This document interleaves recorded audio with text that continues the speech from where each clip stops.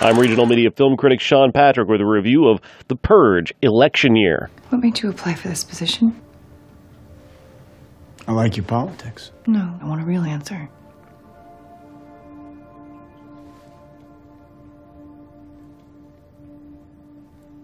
I lost my son some years ago. He was killed. I almost did something on Purge night that would have destroyed a lot of lives. I want this night gone. I know you do too. Especially after what you lost. Yeah. Despite all that, you have a big problem with how I do things. You take risks, Senator. My job is to eliminate risks and keep you alive. You don't make that easy. The Purge Election Year picks up in the wake of the previous Purge film.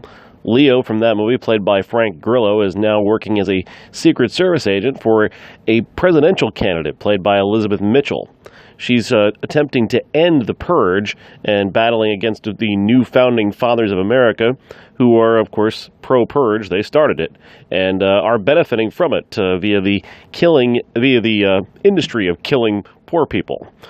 Joining the story also is Michael T. Williamson as a business owner who's going to get roped into protecting this senator who becomes the target of the new founding fathers, of course, during the Purge. This is a clever plot, one that is, of course, sending up our current election season. It takes the idea of the Purge and turns it into a sort of a class warfare thing with a bit of a racist angle thrown in as well. The satire isn't particularly strong, but the film is undeniably effective. Frank Grillo is a terrific hero.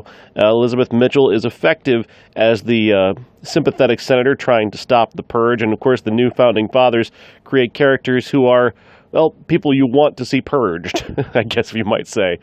They're just really, really bad guys who you don't mind seeing get theirs if they're going to get theirs. This is a movie I would definitely recommend checking out. In terms of just being an effective horror action movie, The Purge Election Year is very effective. As a satire, I think it's more adopting a pose of satire as opposed to being an actual satire of modern class warfare or American violence.